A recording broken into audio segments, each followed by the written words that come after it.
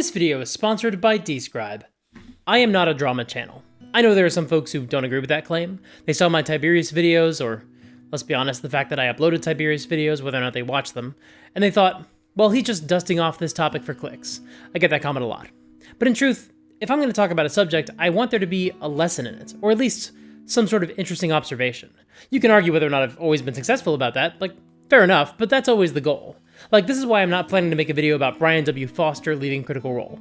Given what little we know about what happened, and the nature of what we know, you don't need me to tell you what he did was inappropriate, so there's no useful lesson there.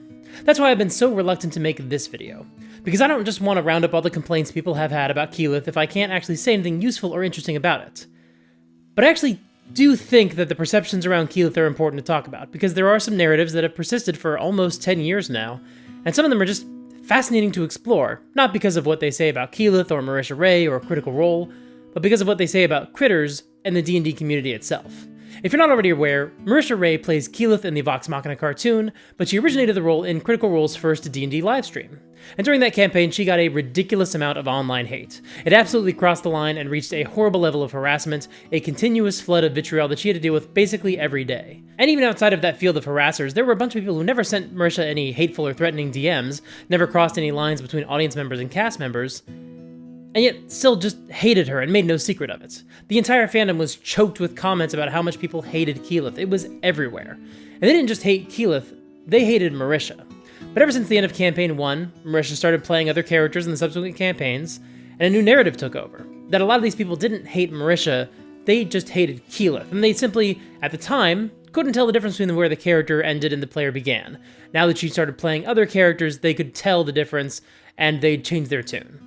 And I gotta tell you, maybe that's true for some of them, but for others, that is absolutely revisionist history. People hated Marisha for reasons that had nothing to do with Keyleth as a character in the world of the game. And when the Legend of Vox Machina cartoon premiered in 2022, Keyleth was pretty much exactly the same character as she was in the actual play campaign.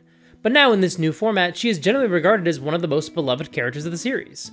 So how is it possible that when these 7 characters are transferred from one medium to another and hardly any of them are changed in any meaningful way, besides Scanlan and arguably Pike, suddenly the most frequently hated character is maybe the most beloved? And what does that say about the audience of a D&D actual play like Critical Role compared to the audience of a mainstream action-adventure cartoon? That's what we're going to discuss today. Before we begin, I've got 2 disclaimers to make. The first is pretty simple. Don't harass people. If you don't like something about an actual play show, you should be able to discuss that in fan spaces, that's fine. Likewise, Critical Role is a company, and I don't think any company is above criticism for their business practices. And if a public figure is actively doing something harmful, like spreading transphobia or amplifying racism, that's a completely different topic. I'm not asking you to stop ratioing Elon Musk or Star Wars theory. But if you're just annoyed by someone and you just want to vent about them, that's what social media is, I guess. I can't stop you from just complaining about celebrities you don't like. But definitely don't go and bother that individual about how they irritate you, or how you don't like their acting, or you think they're bad at their hobbies. That's not okay. Likewise, I may reference commenters or other video creators in this video. Maybe they'll agree with me, or maybe I'll be bringing up their arguments so I can offer a rebuttal. But don't go try to find and bother these people either. If you've got an issue with anything said in this video, by any of the figures involved, leave it in the comments below. To be clear, I don't want to see your complaint comments. The first time I talked about a controversial Keyleth scene on my channel, I said, hey, don't complain about her in my comments, because I didn't want to see those comments, and I never have. And that didn't work. I get negative comments about Keyleth and Marisha basically every week. And okay, fine, I can't do anything about that. If you have something you want to get off your chest, the comments are below. But do not go and take it to any of the subjects of this video. This has to be our baseline. If you start tagging people and bugging them with your personal beef, especially over a subject like this, that is harassment, and I fully condemn that behavior. And if your response to me saying harassment is bad is to say, but what I'm doing is different, let's just save you some time. I don't think this video is for you. Just leave a comment that says, I don't want to stop harassing women on the internet, and then close the video and have a nice day. Okay, second disclaimer, and you can probably see where this is going. There's an elephant in the room when it comes to the criticism the Critical Role cast members receive, and that's the fact that the female performers receive a lot more than the male performers. Marisha received the bulk of the criticism throughout Campaign 1, Laura got a shocking amount during Campaign 2 despite playing the best character that's ever been on the show, and Ashley is currently receiving an unreasonable amount during Campaign 3. And nearly every cast member gets some level of criticism. I know this for a fact because people go off in my comments about basically all of them, but the ladies get a disproportionate amount. So yeah, the elephant in the room is misogyny. Now that doesn't mean that every criticism of the female cast members is misogynistic. Some of it is, and some of it isn't. And some criticism that doesn't seem sexist actually does have its roots in misogyny, and we're going to talk about that later in the video. But I really am going to try to talk about each form of criticism without just defaulting to saying, if you feel this way about Keyleth, you must hate women. I don't know you. I have no way of knowing if that's true. But for some of these, yeah, sometimes it is just misogyny. Not always, but sometimes.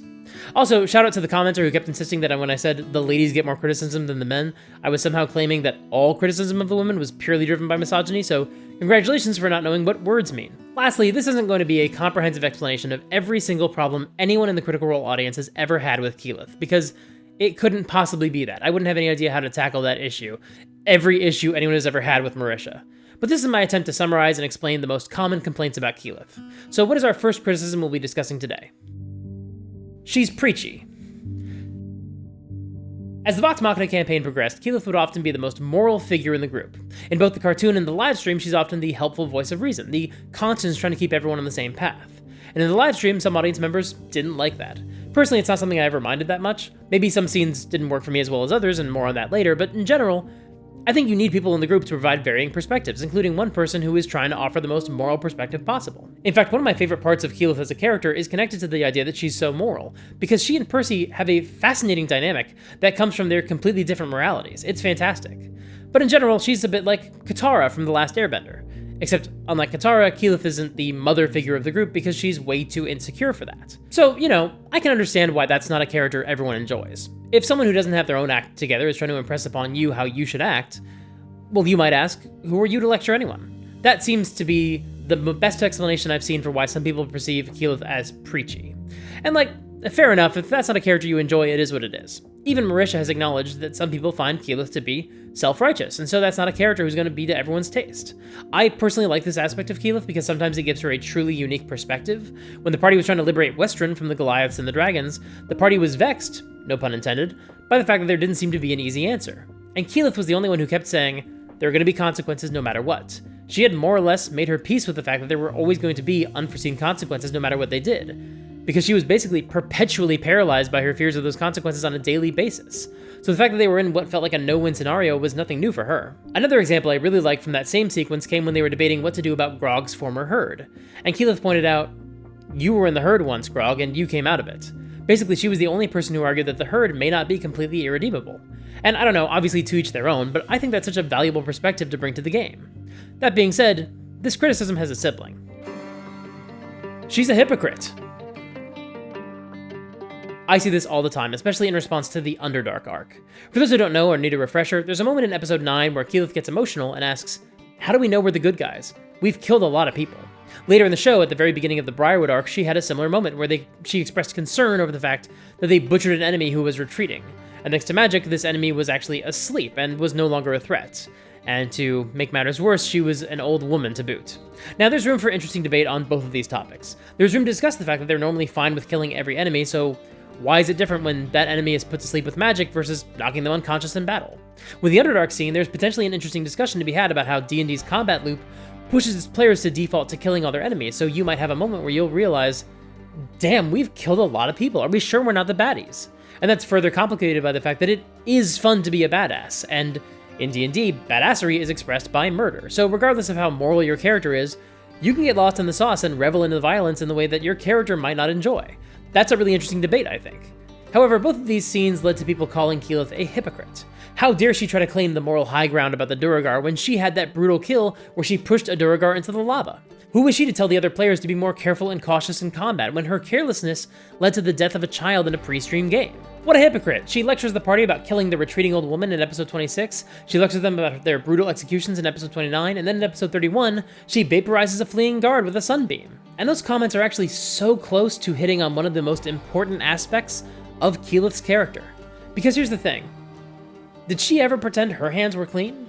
Or maybe when she's talking about how the group should always try to do better, does she always say, we? Because maybe she doesn't actually put herself above the group. And maybe that's kind of the point. These conversations would never feature her pretending she was above the other players, regarding them from some holier-than-thou position. In fact, if you pay attention when you watch the campaign, you'll notice that Keyleth judges herself far more harshly than she judges any of her companions. These accusations of hypocrisy also usually involve a lack of context, which I can understand. I suppose not everyone has an encyclopedic memory for what happened during the Vox Machina campaign, like some of us do, but sometimes that context really matters. For example, when people accuse her of being a hypocrite because she killed a child, that doesn't factor in the fact that the child's death was completely accidental. Another example is the death of a dwarven prisoner in the Duergar fortress in the Underdark. I got a comment once where someone said, "How come the party went so hard on Tiberius for killing the old woman when Keyleth killed a prisoner as a saber-toothed tiger and buried her shame and nobody ever brought it up again? That's hypocritical." Now, let's set aside the fact that almost the entire party was okay with killing the old woman in the moment, and it was only once Keyleth and the king called them out on it that they realized they had effectively killed a defenseless old woman. Tiberius was the only one who continued to double down at that point, so that's when he started catching the most heat for her death. That's when the narrative became crystallized as Tiberius killed an old woman, because he didn't seem to feel bad about it. But even setting that aside, Keyleth didn't actually kill that dwarf on purpose. She went to pick up a body of a dwarf she thought was dead, and Matt said, "Oh no, he's still alive." And Marisha said, "Oh, I wanted a dead one." And he said, "Well, he is dead now." Basically, Matt declared that she accidentally killed a dwarf with no roles or opportunity to prevent it, and she accepted it. That's a moment that I can't picture happening on the show even just a couple of months later, because the tone of their game changed a lot over just the first few sessions. It was just a playful moment that really wasn't intended to become an albatross around Keyleth's neck. But again, Matt just made Keyleth a murderer in the moment, no roles to see if she could have prevented it or done anything different. So regardless of your feelings towards Keyleth or Marisha or toward Tiberius and the old woman, these are just two completely different scenarios. However, that's not the only comparison I've seen between Keyleth and Tiberius. She has main character syndrome. Now, if you don't know the term, and I've never defined it on the channel, so maybe that's part of the issue, but main character syndrome is a phenomenon that crops up a fair bit in D&D discourse as a potentially problematic player behavior. Actually, in doing some Googling, it seems like it's originally a psychology term that generally means you think of yourself as the protagonist, you think you're the most important person in any space, you're self-centered, and you only think about your own needs. Now, I think it's reasonable to assume that when we talk about a D&D player having main character syndrome, we're not diagnosing these players with a personality disorder. It's more of an expression of selfish gameplay. Like, maybe this is a topic for another time, but considering most games that we all grow up playing are competitive and most fiction we enjoy has a single protagonist, main character syndrome might just reflect how hard it is for some players to imagine playing collaboratively in a storytelling game. But some useful examples of this behavior at the D&D table might include things like talking over other players, disregarding their ideas, plowing ahead with your own ideas regardless of whether all the other players are on board, not sharing the spotlight, and always having to be the person who solves problems. Again, sometimes players will do one or even all these things very occasionally, and we don't decry them to be bad players, because we're really looking for patterns of behavior here. Which is why I don't find this argument to be all that compelling when it comes to Keyleth. Like, yes, Keyleth will frequently use spells to solve problems, because she's one of the two full casters in the group, and she has more versatile spellcasting than Scanlan, so she's in the position to solve more problems with her spells. That does not mean that she's steamrolling over the other players who had other solutions that she just ignored, which I think would be a more relevant demonstration of main character syndrome behavior. If any evidence is ever presented with this critique, it's usually one of two moments. The first is in the Underdark, in episode 3, when Keyleth and Vex want to go down to a waterfall to see what's down there, and the rest of the cast votes them down. But Vex and Keyleth say, "Screw it, we're our own people, we're just going to go down there and check it out, it'll be 10 minutes. And like, I want to be clear. If you're okay with Vax sneaking ahead of the group without their approval over and over across at least the first 50 episodes, but you're not okay with Vex and Keyleth flying down to check out a waterfall once, then I want you to really think about the difference there. Because the reaction of the other players was basically the same in both examples. They don't ever seem to like it when someone goes off ahead of the group, at least during the Vox Machina campaign. And yet, Keyleth doing the same thing as Vax once somehow led to accusations of her having main character syndrome. The other example is in the Briarwood arc. Specifically, a moment I've seen brought up is when a bunch of skeletons show up near the Sun Tree, and immediately, Keyleth climbs up the tree to get a better vantage point, but then everyone else says they want to run. Keyleth stands her ground. She thinks she can do something about these skeletons. She's got these powerful spells. Now, in going back and rewatching that scene for this video, I did something that I should never do. Something no one should ever do. I read the Twitch chat. And of course, the minute Keyleth starts talking about casting a spell to slow the skeletons down, the chat starts complaining how much she sucks and how she's going to cause a TPK. Yet at the same time, other chatters are lamenting the fact that Orion was no longer in the party. This is like a week after he left the show for apparently no reason, so all they were thinking was, dang, it sucks that he's not here, because these chatters argued someone could be able to cast Fireball and solve this problem really easily. Interesting that people assume that what she's doing is going to lead to a TPK, and yet somebody else casting a much lower level spell would be an easy solution. Almost like maybe people weren't willing to give her the room to actually figure out what the best solution was because they assumed she was going to screw up and weren't willing to give her the benefit of the doubt. I actually really appreciated one comment in the Twitch chat which read, "I dislike Keyleth, but she's right. They're level 12 to 13 characters. 50 skeletons is weak sauce. Again, Keyleth is a character who cares very deeply about doing the right thing. She would continue to be the only party member to keep the Whitestone rebels in mind, and make sure Vox Machina didn't hang them out to dry. So this moment was certainly in character. She was begging the party not to flee, and when they wouldn't listen, she stuck to her guns, because she was trying to do right by the people of Whitestone. She also knew that the threat Matt was describing sounded like it could be easily taken care of by a single casting of a spell. So why not try? So she cast an ice storm into the street, freezing the skeletons, and then Matt describes that there were a lot more coming, so Keyleth agrees, okay, yeah, let's run. At least she took out a chunk of the army, but Matt narrated more skeletons, presumably because he wanted a more cinematic sequence. That's the issue with using hordes of low-level enemies against high-level casters. They don't last very long. As some chatters pointed out, a fireball spell would have solved this problem instantly.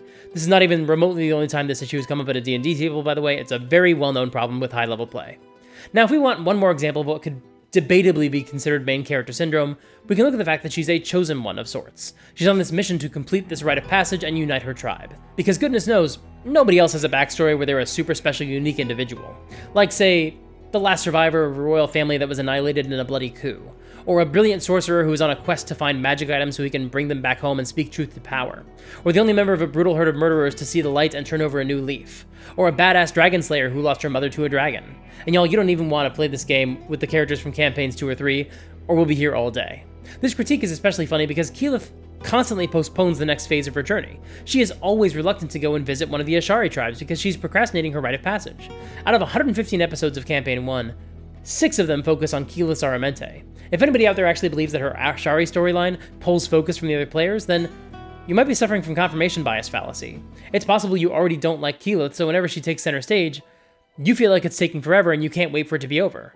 And like, fine, whatever, like what you like, but that doesn't mean she's actually pulling focus from the other players.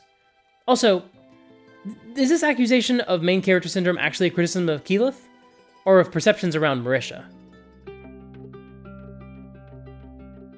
She makes so many mistakes.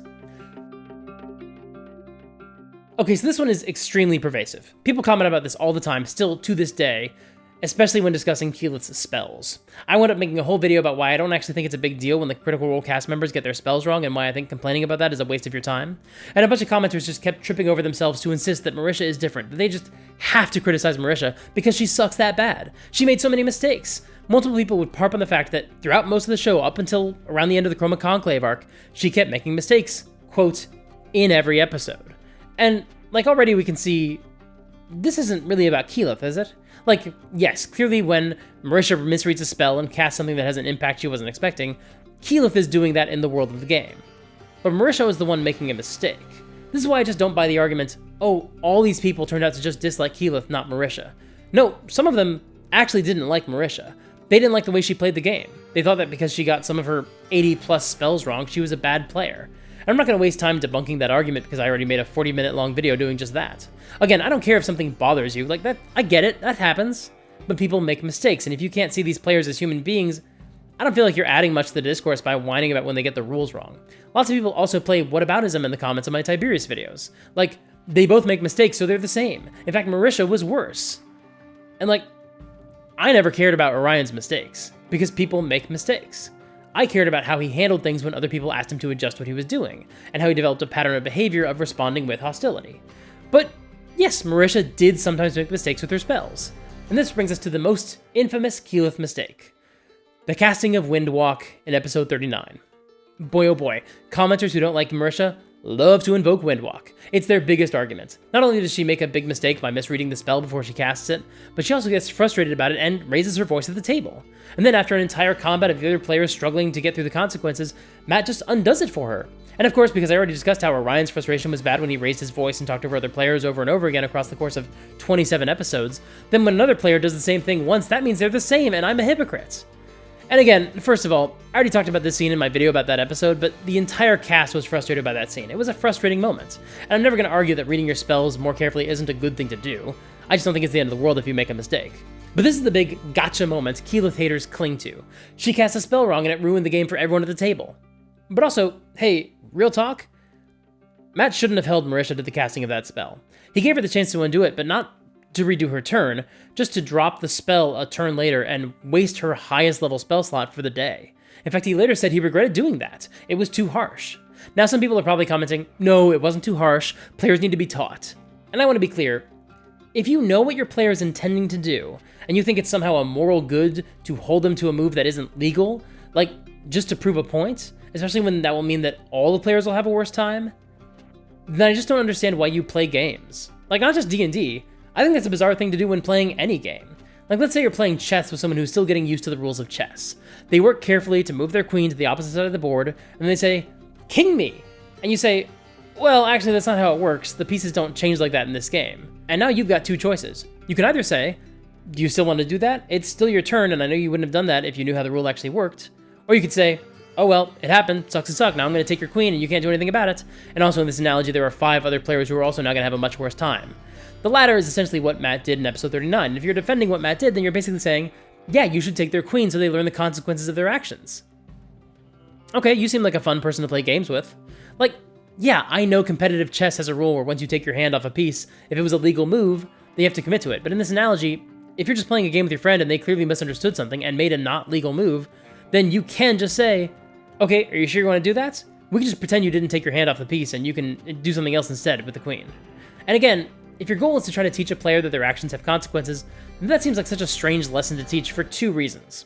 One, I prefer the argument that you can ease up a bit on holding your players' feet to the fire to teach them consequences, because they have to deal with consequences in their real life all the time.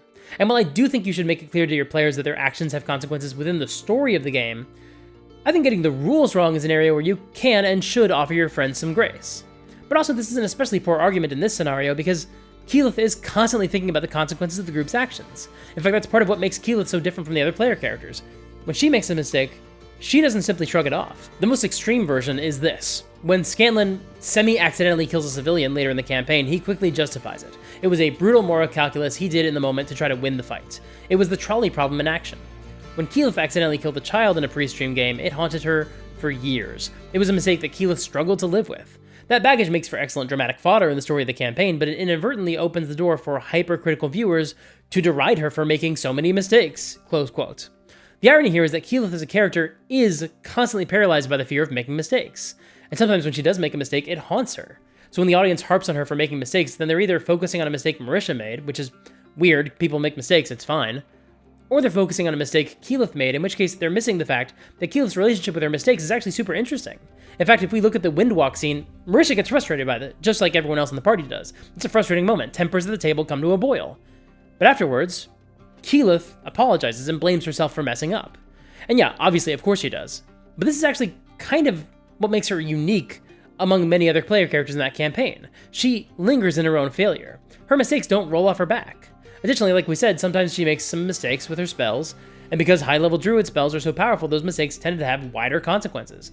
That doesn't actually mean that she made more mistakes than her fellow players, it just means that she made more visible mistakes. There are people who felt like she was making mistakes every episode, and the truth is, that just ain't true. Sure, we had the Windwalk in episode 39, but the next episode where one of her spells caused issues at the table came 9 episodes later in episode 48, when Marisha tried to cast Find the Path, and it was a whole thing. It came up multiple times during that episode.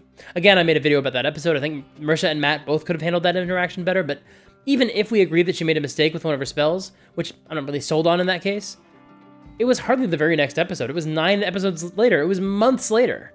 Now, in that same episode, Matt made some questionable rulings about Keyleth's use of blindsight before walking them back because he was wrong. But once again, this adds to the perception around Keyleth being the source of the drama when it comes to getting rules wrong. Okay, but then, yes, in the next episode, episode 50, she tried to cast Conjure Woodland Beings, and it was a whole thing because she didn't have the list of creatures summoned by the spell. But also, this is a very famous critique of that spell. It's one that the entire D&D community had long ago realized is one of the big issues that new players have to grapple with. The publishers literally changed how the spell works because this spell was such a nightmare to cast. Oh, except in this one instance, this time Marisha is the problem and not the spell. That seems fair. Once again, this is the Keyleth confirmation bias fallacy. She makes a lot of mistakes around her spells. Look, see, there's another spell where she and Matt don't agree. This happens all the time. This is an example where the fact that the audience expects to be entertained has a major impact on what they criticize. Rules arguments aren't fun to watch, and Keyleth/Marisha happen to be at the center of a few of them. This is perceived as her making mistakes and thus being a bad D&D player. This is not my definition of a bad D&D player, by the way. And thus the argument becomes, she's the worst. Now, yes, sometimes she would make a mistake. In truth, sometimes she would mishear things or misunderstand what Matt said or misremember something. She was not always the best active listener early in the campaign. And I'm sure she was the only cast member to ever do that, right? In fact, this is something that she actively worked on and improved and became the group's de facto note taker within like a year. But also, again, this isn't really about Keyleth now, is it? Keyleth wasn't mishearing Matt Mercer, the man sitting in a studio in Burbank. Marisha was. Additionally, one of the points I made in that other video was that if a mistake doesn't bother Matt, then it really doesn't matter that much. At that point, you just don't like how this group plays their game, and you have to make your peace with that in some way, because we don't really get a say in how they play. Finally, if we go back to that Windwalk example, yeah, she did get frustrated. But there was some other important context there. Not only did she not want to waste her spell slot, but she especially didn't want Matt to give her a handout by walking back her spell. She insisted the other players should just figure it out, because she knew that if Matt retconned something for her, it was going to be perceived as Matt going easy on her, because she was his girlfriend. And speaking of which, Matt went easy on her because she was the GM's girlfriend. When Critical Role premiered in 2015, basically every other cast member was well known for something specific. Like, all of them had done a ton of video games and anime, but everyone had at least one big, famous role. Matt was in Attack on Titan. Laura was in Dragon Ball Z. Travis and Laura were in the 2013 Avengers cartoon. Laura and Liam were in World of Warcraft. Taliesin was Blanca in Street Fighter. Sam and Orion were in Phoenix Wright Ace Attorney, and Ashley was honestly probably the most well known in everything from Growing Pains to The Last of Us, from Teen Titans to Ben 10 to Recess. Meanwhile, Marisha was relatively unknown. She'd done a ton of independent internet video content, Superpower Beatdown, School of Thrones, a Batgirl fan series, but she had only a couple of voiceover credits under her belt when Critical Role premiered, so nobody knew very much about her, except for the fact that she was Matt's significant other. And so there were some who assumed that this was the only reason she was at the table. Everyone else was a voice actor with notable credits to their name, but she was just there because she was his girlfriend. Never mind the fact that this was just their home game brought to the live stream, and the only reason the other players were at the table was because they were her friends, so none of their credits should matter in the slightest. But this led to the perception that she was unqualified compared to the other players, a concept that only got more fuel added to the fire whenever she appeared to get a rule wrong. Clearly, these commenters would argue Marisha didn't deserve to be at the table. Again, not a hypothetical. I've gotten that comment more than once, so I can only imagine how many times it's shown up in Critical Role's Twitch or YouTube comments. This perception was also influenced by this long-standing assumption in some corners of the TTRPG hobby that anytime a GM brought their girlfriend to the game, it would lead to disaster. The GM must always rule in his girlfriend's favor, will always be more lenient with her overall, gives her the best magic items, and sides with her in any conflict that happens at the table. And I don't doubt that over the past 50 years of people playing D&D, some people have had that experience. But just because it's happened at some tables doesn't mean it was going to happen at this one. But Matt and Marisha were absolutely very keen to avoid any accusations of favoritism, so throughout the first campaign, they worked hard to make sure there was no appearance of unfair rulings, which means he questioned her more often than he did with the other players, and challenged her more often. And it happened pretty regularly. But there's honestly no better example of this than in the second to last episode of the Vox Machina campaign. I'm not going to spoil anything about the story, I'm just going to discuss an example of Matt's more overt policing. In the middle of their big climactic fight, Marisha rolls a saving throw, and the die is cocked. It lands mostly on a 3, but it's also on top of a pen. It's not fully flat. And all the players agree that the die is cocked, so she re-rolls it. And then when she gives her new total, Matt says, "The cocked die argument was not resolved. You guys just rolled. We'll move forward with it, but cutthroat from here on out." And I get what he means. He's being strict with them because it's the final fight. But also, counterpoint, Matt, what in the world are you talking about? Across the previous 113 episodes, whenever someone rolled a cocked die, they just told you it was cocked and then they re-rolled it. They weren't asking for permission. And usually you trusted them. If the die was cocked, they'll re-roll, and if it's not, they'll let it stand. This wasn't an argument. They were talking it out among themselves. They weren't really asking you.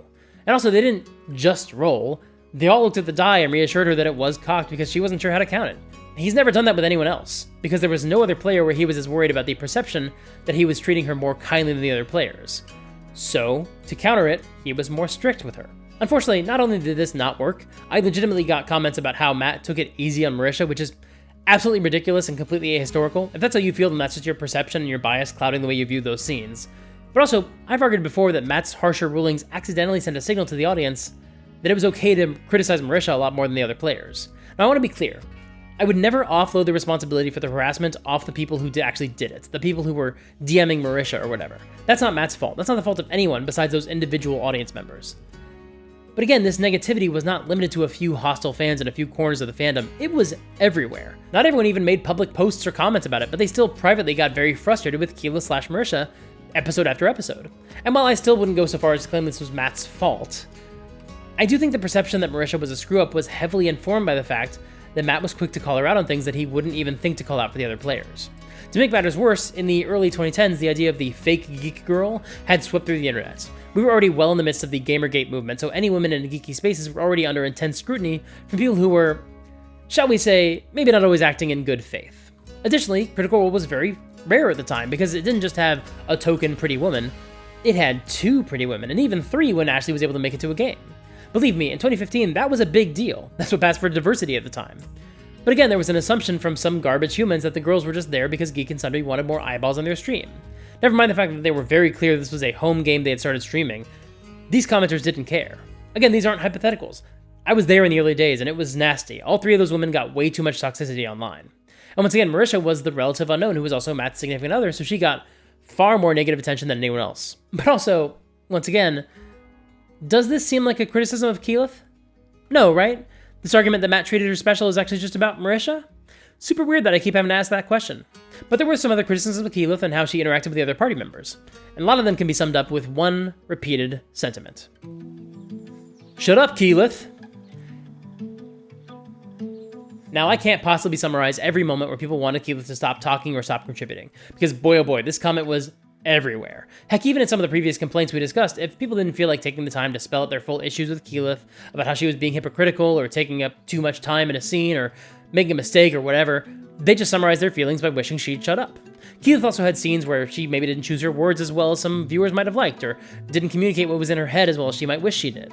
Keyleth would struggle to find the right words to articulate her points. She'd stammer, she'd make flawed analogies. You know, because no human being has ever done that before, right? Again, this is the type of complaint you only get with something like an actual play show, where the dialogue is all improvised, but the product is still really entertaining and the story is extremely compelling. For a lot of viewers, watching Critical Role wasn't like listening to a podcast where friends were just hanging out. That was certainly part of the show, but because the cast of Critical Role all spoke in character, and they had big dramatic scenes, Critical Role was arguably closer to a radio drama than anything else. And so it was often judged by that metric. How are their voices? Is the story compelling? Did they pay off everything they set up? That sort of thing. And that's not an invalid way to assess the show. I could have made a whole other series of videos breaking down how Critical Role functions as a form of entertainment, because it's kind of fascinating in that regard. But you might be able to see where this is going, right? Unlike a radio drama, Critical Role wasn't scripted. Well, some people think it's planned out, like professional wrestling, but those people don't know what they're talking about. But on Critical Role, the cast has to come up with all their dialogue in the moment. And some of them are really good at that. Liam and Taliesin are especially good at coming up with one-liners. They've got more of those than anybody else. Travis and Sam are whip-smart comic performers. They can pull out some truly amazing jokes. They make me crack up more than anybody else does. But if that's how you're watching the show, evaluating it purely as a piece of narrative entertainment with no regard for the fact that it's improvised, then what do you make of the one performer who seemingly doesn't fit into that same criteria as the other players? The one who isn't doing a voice, and who isn't coming up with one-liners or laugh-out-loud jokes in every session. The one who's more prone to wearing their heart on their sleeve, but also usually has to talk things out so she can figure out the best way to express herself. And if the show really feels like a radio drama when it's really cooking, then what do you do about someone who doesn't seem to fit that mold? Look, we could go through a bunch of scenes where maybe Marisha didn't find the words she wanted to during a scene, but that would be a waste of time because this is all subjective. What might bother you might not bother someone else. And to prove my point, I want to look at one of my favorite Keyleth scenes. In Whitestone, when they attack the first of the noble houses and brutally maim people, and she starts saying, "Whoa, hang on, this is messed up." During that scene, she says, "How are we different from the Briarwoods?" And people gave her crap for that. Like, how dare Keyleth say that about Percy? He suffered under the Briarwoods, she's lived a sheltered life, she's so self-righteous. And then a couple of minutes later, Vax makes the same arguments. Here's what he says, verbatim, quote, "We came here to wipe out a scourge on this city.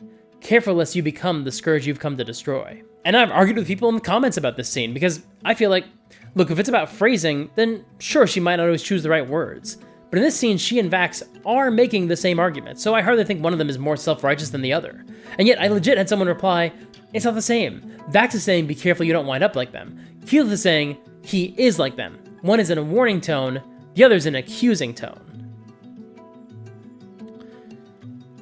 Okay, again, first of all, she doesn't say you. She says we. She doesn't pretend her hands are clean. So right away, if we're judging specific words to that level, then let's actually look at the words. It's not accusatory if she's including herself. Second, Vax is clearly referring to something that Percy has already done that crossed the line, so yeah, it is kind of accusatory. Third, I'm never going to pretend that a difference in words can't make the difference in an argument. Sometimes it's not just what you say, it is how you say it, but you also do need to learn that not everyone interprets their own statements in the same bad faith way you might interpret their statements. If you can't figure out what someone means rather than harping on their exact word choice, life is going to be really hard. Trust me on this one, that road leads you to getting in a lot of easily avoidable arguments. Fourth, it's an improvised show. Sometimes people don't make the arguments as well as you might like, and you gotta make your peace with that. And fifth, if the difference between present tense and future tense is enough for you to claim Keyleth is self-righteous, I'm gonna go out on a limb and claim that you already thought she was self-righteous before that scene. Maybe that scene helped put into words something you had only vaguely felt, but I don't believe anyone who disliked Keyleth for that moment had loved her before that scene began, you know? The truth is, sometimes D&D players don't find the right words when they're in the middle of a game. The cast of Critical Role are all exceptional players. They're very good at dropping terrific one-liners. Any one of them can throw out a single turn of phrase that completely rewrites my brain. But not every player is like that. If you're playing D&D, you might really wish you could drop these awesome one-liners, but that's not a skill you have. But thankfully, you don't have to be good at coming up with one-liners all on your own if you sign up for today's sponsor, Describe. Describe is an Emmy award-winning website where you can find scenes and descriptions that you can drop directly into your game. This includes lines of dialogue that you can use as a player character for when you really want those badass one-liners like you see on Critical Role. For example, maybe you're playing a druid and you want to be self-deprecating like Keyleth when things don't go your way. Well, you could read this scene. I may as well become a merchant. Or run a smithy, dump my slag in the pond, and start shooting birds for sport. My spells are garbage. The elements oppose me. Imprison me in a counting house, I say. Or maybe you want to make it absolutely clear to your fellow players that you don't think your character actually has all the answers. You could use this scene when you're in the middle of a blizzard. Well, I just learned Druidcraft, so I figured out what the weather will be for the next 24 hours. It's going to be a bit snowy. Or here's one I really like, that your druid can read as they enter a city. Your work with stone is indeed impressive. With each new plot of land bought out, a new, greater structure takes its place. But I can't help thinking a civilization that cannibalizes itself so ruthlessly must be temporary. Damn, go off, druid! Additionally, a lot of Described scenes are perfect for the game master who wants to come up with a description on the fly but doesn't know how. And they've got some other incredible tools for game masters like digital maps with dedicated descriptions or music you could play at your table. So, sign up for the player features and then take a look around and you'll see how easy it is to start GMing when you've got the right tools. And Describe is offering a discount to the viewers of this channel. If you visit describe.com/supergeek and use the promo code SUPERGEEK, you'll save 10% off your first subscription payment. Once again, that's dscryb.com/supergeek and use the promo code SUPERGEEK. Thank you so much to Describe for sponsoring this video. A lack of confidence. Now, sure, Keyleth didn't always choose her words as well as she could. She stuttered, she was awkward, she got nervous making big, long speeches. However, this character trait came about because Marisha made a very wise decision when creating Keyleth. She's talked about this before, but she knew that she was sitting down to play D&D with a ton of people who she professionally admired, and who intimidated her. In her words, she specifically made Keyleth an introverted, fumbly, foot-in-her-mouth type character because she felt like she might be awkward or shy or whatever when she was surrounded by people she thought were intimidating. So if she rolled those traits into Keyleth, then her fellow players would have no idea when Marisha was nervous versus when she was playing her character. And this is actually really useful advice. I tend to do the same thing. I actually have an idea for a druid character who doesn't know their own power and is intimidated by all the potential of their magic, because I've always found druids to be really intimidating. So playing a character who isn't comfortable being a druid would help give me an excuse to verbalize those feelings in character when I also feel them as a player. And while I absolutely think it's important to communicate with your fellow players about where the character ends and the player begins, this approach to character creation can also be a really wonderful way to have your cake and eat it too. You can do something that intimidates you, like play a class you find daunting, or play with a very impressive players, while still easing yourself into that situation with some training wheels to help handle the bumpy parts. I assume that's what training wheels are for, I'm not sure, I don't know how to ride a bike. However, once Keyleth was being broadcast for an audience through the live stream, she started getting a much different reaction. And Marisha has discussed this as well. Her Campaign 2 character was far more confident and was far more beloved than Keyleth, despite the fact that her Campaign 2 character was categorically a worse person when we met them. Because in her words, people react so strongly to either confidence or a lack thereof. And we as a society hate people who are insecure in any way. Even if they're the better person, if we sense insecurity on them, it's like blood in the water for sharks. And this is something that I can absolutely verify, because Laura's character in Campaign 3 doesn't have a ton of confidence when we met her. She's shy, she's soft-spoken, sometimes she stutters. And there was one episode early on where she was stammering and supplicating herself, making herself small, and I felt myself getting irritated. Come on, I thought, just pull it together and assert yourself. And I caught myself and realized, wait, hang on. This is how people were feeling about Keyleth. It was essentially a feeling of cringe. I hate that term because I think calling something cringe just means embarrassing, and that's rarely an objective quality. It usually says more about the cringer than it does about the topic in question. Plus, so often we use cringe when we're talking about people who are just enthusiastic about something, and that just sucks. But I felt myself sliding into feeling cringe about a cast member who was playing a character without a ton of confidence. However, I also think it's really interesting that this was the reaction Keyleth received, but only in the live stream, and not in the cartoon. An unfamiliar archetype in the wrong medium. Why exactly is Keyleth so well liked in the cartoon? Sure, she might not have the same spell debates as Marisha had in the live stream, but she does still sometimes cast the wrong spell and make the situation worse. They carried that over to the cartoon in the very first episode. She's still the moral center of the show. She still doesn't drop badass one-liners. She still has moments where she takes the center stage. In fact, they're better balanced with the rest of the cast, so it seems like she actually gets more spotlight in the scripted show and not less. She still struggles with her confidence. So why did that go over so much better with the TV audience than it did with the actual play audience in 2015? Well, to oversimplify things a bit, TV audiences have seen versions of this character before. they knew what to expect. But that wasn't really a character we'd seen before in an actual play, and it wasn't a character people were used to seeing at the D&D table at all. Viewers watching the cartoon understand something really basic about narrative character arcs. If a character doesn't have a lot of confidence and struggles to prove herself, then she's probably going to learn confidence, and eventually prove herself. That's just how stories work. But okay, does that mean that I'm implying actual play audiences never had heard of a story where someone started unsure and became confident? No, of course not. But for some of the people who hated Keyleth, I just don't think they understood why someone would play that character in D&D. At its core, D&D is a wish fulfillment game, and the types of characters it predictably creates tend to fall into very common forms of wish fulfillment. The badass warrior, the powerful spellcaster, hell, even the horny bard gives you the chance to play characters we've all seen in sitcoms and sex comedies. And all the other characters in Vox Machina fall into easily identifiable archetypes. The big strong dumb guy, the edgy loner assassin, the sexy confident archer, the anime gunslinger, the bumbling spellcaster, the sex-crazed bard from all the memes. Even Pike was just the cleric, even though she was more of a complicated character than most of the audience really understood, but that's a topic for another day.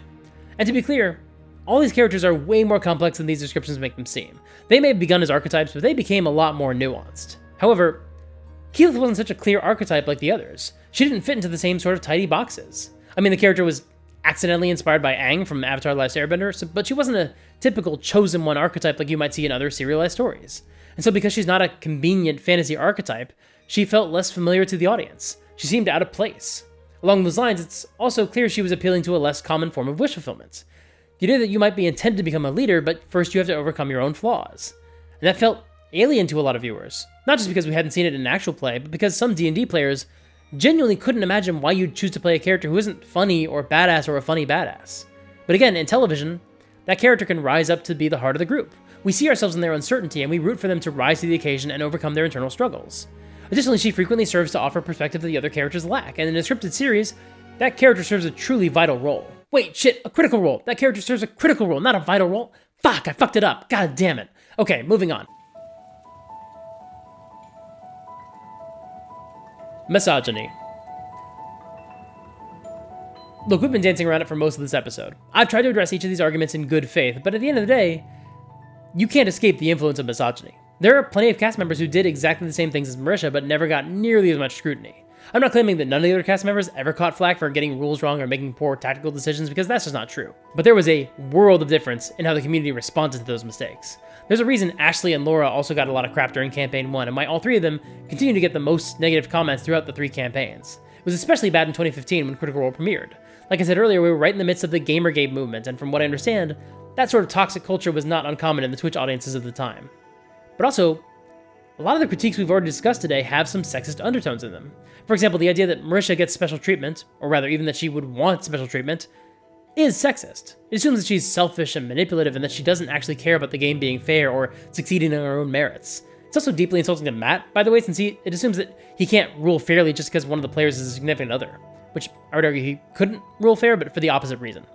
When I see someone talking about Keyleth being preachy or self-righteous, it's hard for me not to see that as a frustration about Keyleth getting in the way of the other party members doing cool stuff. They're on a mission to kill Duragar and mind flayers, and Keyleth's got to bring it down with conversations about morality. They're on a mission to liberate Whitestone from vampires and necromancers, and Keyleth's got to harsh the vibes by complaining about how torture is bad. It calls to mind parallels to the most hated television characters of the 2010s, specifically the blonde housewives of the bad boys of basic cable, Skylar White, Carmela Soprano, and Betty Draper. Audiences seem to hate female characters who pesky point out that the main characters maybe shouldn't actively do evil stuff. And again, there still are folks, who don't think Marisha deserves to be at the table with the other players, that she's only there because she's Matt's partner, seemingly ignoring the fact that Marisha is literally the creative director at Critical Role and has been since at least 2018. There's a good chance that she's responsible for every creative decision you like about the direction of the channel. But that sentiment is still out there, and it's loaded with misogyny. Who decides whether this woman deserves the job that she's been doing a great job of for more than half a decade? Is it you? Why is it you? I mentioned how both Keyleth and Laura's Campaign 3 characters aren't particularly confident and how they can bring out a ton of frustration and hostility from the audience. But you know who else didn't have much confidence? Robbie Damon's character, Dorian Storm. Without getting into spoilers, he was a player in the first season of Exandria Unlimited, and then he appeared as a guest character for the early episodes of Campaign 3. And his character was very often self-effacing and insecure. Yet that character was overwhelmingly beloved. And what exactly is it that separates Robbie Damon from Laura and Marisha? And again, lest you think that I'm sitting here happily being the first to throw stones, I had those feelings at some point when watching the show, like I mentioned earlier with the Campaign 3 scene. You can absolutely be an ally, be a staunch feminist like I am, and still have these feelings of frustration pop up. And maybe you don't even realize at the moment that they are kinda sexist. But yeah, they are. It absolutely has a lot to do with how we've been raised to expect women to behave. Do you know why some people didn't like it when Vex and Keyleth went down to the waterfall to scope it out? Because they were being assertive women. Do you know why some people didn't like it when Keyleth's being preachy? Because they don't like the idea of being lectured by a woman. Obviously, this is not the reason for every person who left nasty comments about Keyleth, but I can basically guarantee that it absolutely was the case for some of them. So we've gotten through all the big criticisms I've seen about Marisha and some of the deeper factors I've sensed behind them. But now we have to ask, where do we go from here? What do we do with what we've learned today? Or maybe a better question,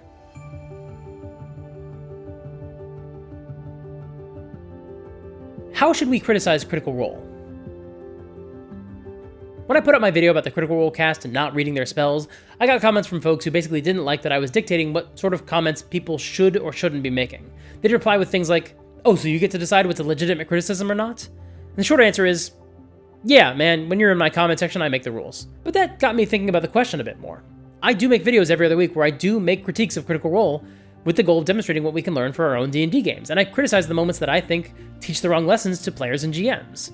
Clearly, I'm no stranger to criticizing things the players did in a D&D game 8 or 9 years ago, and I obviously think there's some value in doing that in this context. But whenever I have people bitching in my comments about Keyleth, or honestly any of the cast members, I just get so sick of it so fast. So what's the difference? In prep for this video, I found a Reddit post that was essentially a response to, well, to me actually, addressing the first time I told people not to complain about Keyleth in my comments. And the Redditor went through what they perceived to be the big flashpoint moments that drew the most Keyleth criticism, and to their credit, the Redditor basically did what I do in my demystified videos. They tried to make good faith critiques and figure out where the blame actually lies for those moments and what we could learn from them. When Vex and Keyleth took the carpet and checked out the waterfall, the Redditor posited that this didn't seem to be an issue at Critical Role's table, but might not go well at your home game, so it's not behavior we should replicate. And I basically agree. I don't agree with everything they said about that scene in their summary, but I think the conclusion is sound, and already, we're getting more nuance than most Keyleth conversations have. Second, they discussed Keyleth vaporizing the Whitestone Guard, and how the chat was insistent that Keyleth should get an alignment change, just like Tiberius did. And the Redditor argues that this is really a chat issue, though Matt maybe could have handled it slightly better. Again, I sort of agree. Their third and final example was the Windwalk moment, because it always is. And the Redditor doesn't make a big deal about misreading the spell or casting it wrong, but just says Marisha could have handled it better. Again, well argued, that's very much the sort of place I'd put the focus on when critiquing the show. But the ultimate point of the post wasn't even to criticize Marisha, it was to point out that we should be allowed to criticize players. They took issue with me saying, don't comment about Marisha because they don't think that anyone's immune from criticism. And apparently the fandom has been taking on a reputation of shutting down all negative comments around Keyleth, just as they do around any discussion about Tiberius. This got me thinking about the topic more, because I think the criticism this Redditor did was totally fine, but I also have no patience for so many of the toxic comments I get about Keyleth. So, what's the difference? By the way, I wrote this next section before I read the comments on that Reddit post. A lot of them pretty much landed on the same conclusion that I did, so I could have saved myself some time in trying to formulate this conclusion if I'd read through the replies first. Oh well, you live and you learn. So what is the difference? Well, first of all, back in the day, people weren't just complaining about Keyleth and Marisha in fan spaces, they were also sending those comments directly to Marisha. I'm not even talking about the threatening messages, I'm just talking about the fact that people felt the need to tag her or DM her with their thoughts about how she did a bad job playing her D&D character. And that's absolutely over the line, no one should ever be doing that. But beyond just that behavior, as I said earlier, every fan space was filled to the brim with nasty comments about how much Keyleth sucks, or how Marisha sucks. And that's the kind of stuff I have no patience for. So, what's the difference? Why do I apparently have no issue with this Reddit post, or clearly my own demystified videos, but I don't think people should bitch about Marisha in my comments or in the Twitch chat? Well, it comes down to the very purpose of the criticism. When you talk about something Marisha did wrong, who are you talking to? Like, if you and Marisha were in the same D&D group, okay, your critiques would be addressed directly to her because they would impact how you both play the game. But assuming you're not being an asshole and tagging or DMing Marisha on social media, then when you make a post or a comment on a YouTube video or in the Twitch chat, you're making a public comment that Marisha's probably not going to see unless she spends a lot of time in the fan spaces. So here's a question. Are you talking to Marisha? Are you talking to no one? Or are you directing the comment to the other audience members? What is the goal of your comment? Are you trying to blow off some steam, or are you trying to add some value to the conversation? The reason I make these demystified videos is to talk to you, the audience. Sometimes people ask me if the cast of Critical Role has watched my videos, and I have no idea. If I had to guess, probably not. They're busy people, they've got better things to do. But the truth is, I don't make these videos for the cast of Critical Role. Sure, every once in a while I might stare down the camera and address Matt to make my point, but to be honest, I make them for my audience, not for those 8 players.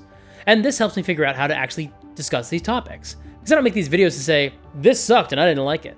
The goal is to highlight things that we can learn for our own games. That Redditor may not have realized it, but they're doing the exact same thing. They were making distinctions between a simple, excusable mistake and disruptive behavior that we could improve on at our own table.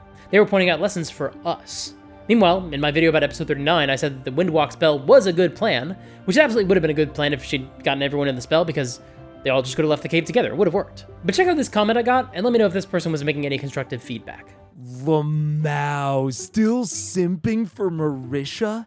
She never read her spells, and not just with her later 9th level, and constantly failed because of that. But sure, go ahead and be yet another, actually, you just hate Marisha, so you use this as a pretext. Let me guess, you also defend her transforming into a fish? I also love how you call transforming half of the party into useless farts a great plan. She was constantly just reading a spell's name and interpreting it from there, because she just wants to be the Avatar. And when she inevitably fails, she then pouts and mean-eyes Matt, because she's his GF. This is utterly toxic behavior, but okay, keep white knighting. This is why she is much better in C2, because Marisha is proficient in note-taking, and that fits perfectly for an investigator character. Also, she had no spells to fail. But as always, White Knight's gonna White Knight. As most libs, your feelings are more important than objective, observable truths. Unsurprisingly. Okay, let's set aside the fact that Marisha specifically and clearly didn't want special treatment, so she was hardly pouting and trying to get Matt to change his rulings for her. As you see in that scene when you rewatch it, she's the last person at the table who's okay with the Windwalk retcon Matt lands on. Let's set aside the fact that I made a whole video about why it's kind of not a big deal that the players read a spell's name and go from there, like, that's just a normal thing that happens. Let's set aside the fact that I'm a leftist, not a liberal, and while we're at it, we'll also set aside the fact that conservatives are way more guilty of letting their feelings dictate facts than liberals are, but that's a whole other can of worms. Let's set aside the fact that you have to be truly brain-rotted to not think the goldfish scene is phenomenal and doesn't need to be defending. Like, why would I need to defend it? It's amazing. Setting all that aside, what is the purpose of this comment? What is the person adding to the discourse? Is this valuable? Like, they can post whatever they like. I can't stop them, and I don't really care enough to try. I got other stuff going on. But this is the kind of thing I'm talking about when I make the distinction between criticism and complaining. Who do you believe you're talking to when you whine about Marisha like this? A few years ago, Marisha did an interview on the Critical Role channel on their series Between the Sheets. Unfortunately, due to their desire to distance themselves from the host of the series, Brian W. Foster, those episodes are no longer available on their YouTube channel, and I'm not going to play any clips from it for the same reason. But I do want to present a quote from Marisha where she discusses these sorts of comments. However, I don't think these words should come from me.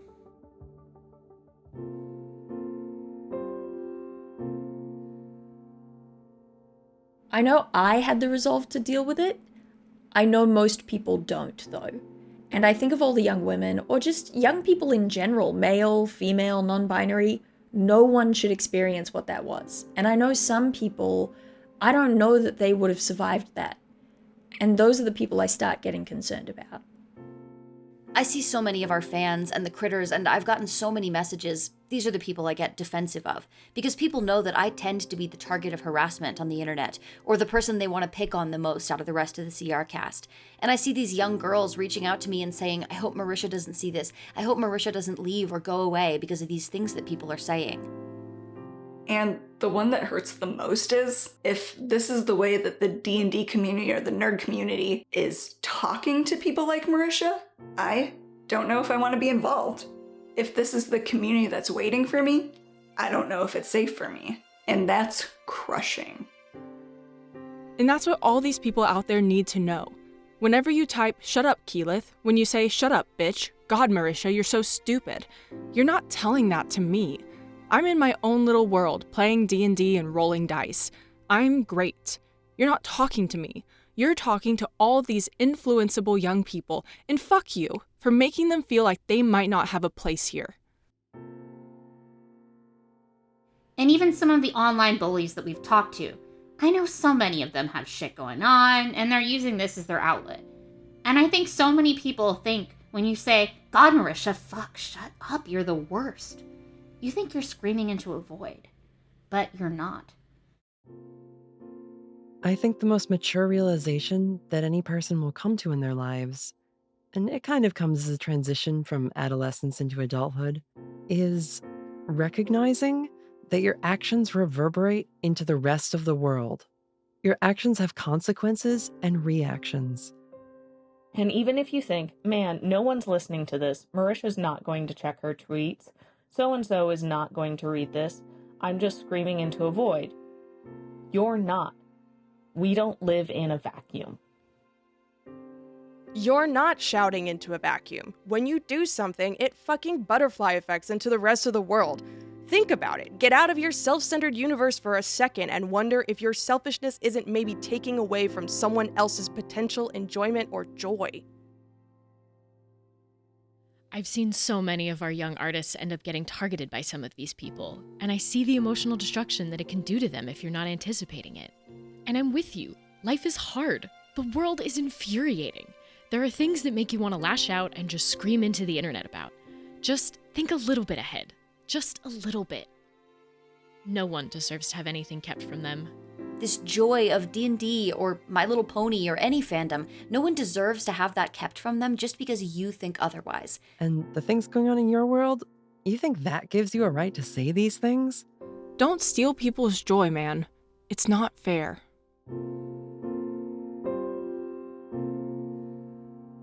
Maybe you think that your negative comment is just a single comment and nobody's going to notice it.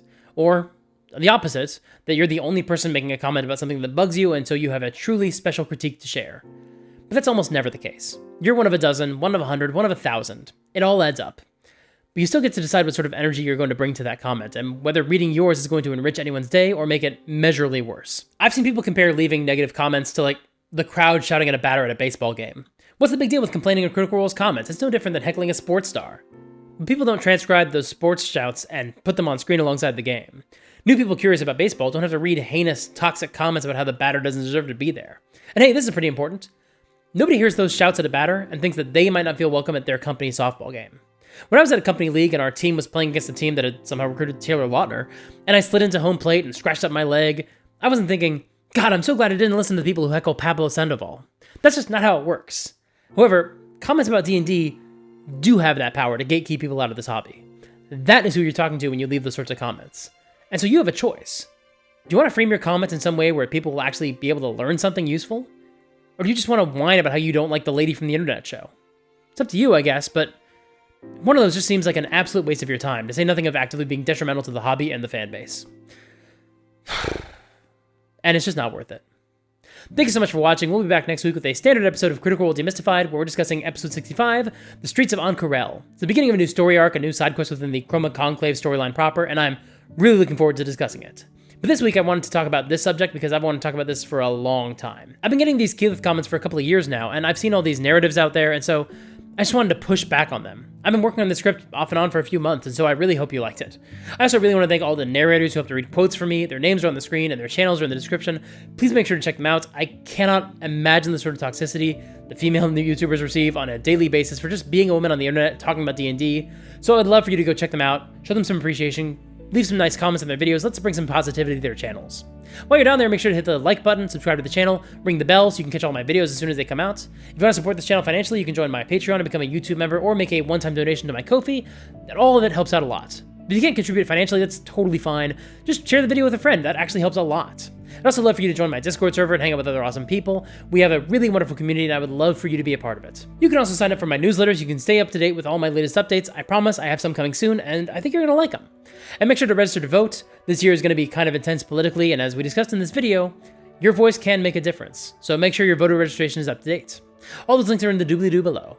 In case you missed it, I just did a video talking about the upcoming D&D products that were announced last month, and that was a great video. I think you get a kick out of it, so you should check it out right here. Until next time, play fair and have fun.